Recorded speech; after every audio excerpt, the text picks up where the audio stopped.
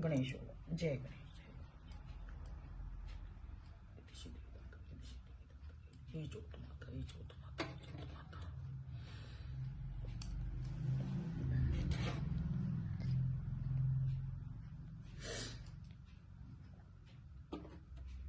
सुना दो।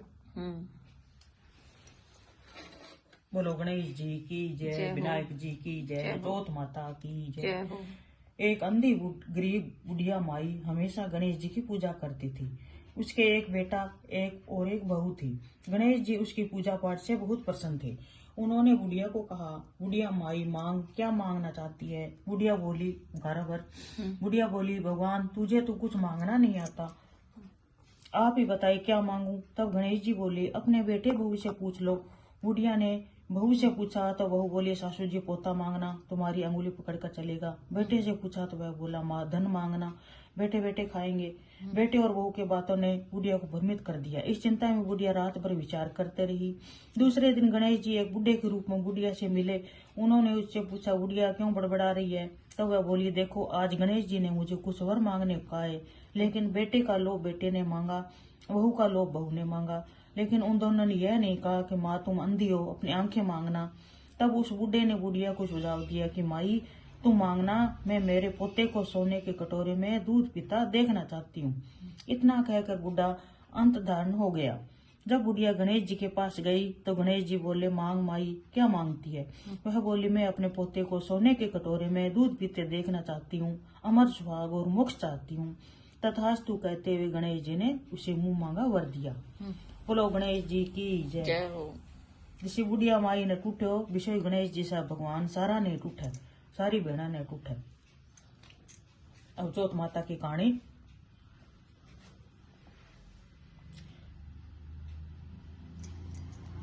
संकट चौथ का व्रत माघ मास की कृष्ण चतुर्थी को किया जाता है। इस दिन गणेश जी और चंद्रमा की पूजा की जाती है। हाँ ठीक। और कहीं कहीं इसे तिल चौथ भी कहा जाता है। एक साहूकार दंपति थे जिनके कोई संतान नहीं थी। एक दिन साहूकार की पत्नी अपनी पड़ोसन के यहाँ अग्नि लेने गई। वहां उसने देखा कि पड़ोसन एवं कुछ अन्य महिलाएं पूजन कर कथा सुन रही थी। यह देख उसने पूछा, आप सब किसकी पूजा और व्रत कर रही हो? इस व्रत के करने से क्या फल मिलता है? पड़ोसन ने साहूकार की पत्नी को बताया, यह गणेश चतुर्थी की पूजा है। इस दिन व्रत करने और कथा कहने सुनने से बिछड़े हुए मिल जाते हैं, सुख समृद्धि और संतान की प्राप्ति होती है। यह सुन साहूकार ने वही संकल्प किया कि यदि मेरे कोई संतान हो जाए तो मैं भी 1.25 शेर का तिलकुटा चढ़ाऊंगी। संकट चौथ माता ने उसकी मनोकामना पूर्ण की और 9 माह पश्चात उसे पुत्र रत्न की प्राप्ति हुई, परंतु वह तिलकुटा चढ़ाना भूल गई। जिसके बाद उसके 6 बेटे और हुए, फिर भी उसने तिलकुटा चढ़ाने की याद नहीं आई। 7 बेटे बड़े होने लगे। उसने बड़े बेटे का विवाह के लिए फिर से मन्नत मांगते हुए कहा, यदि मेरे बेटे का विवाह हो जाए तो 1.25 मन का तिलकुटा चढ़ाऊंगी। विवाह की सभी तैयारियां होने लगी, फिर भी साहूकार ने तिलकुटा चढ़ाना भूल गई।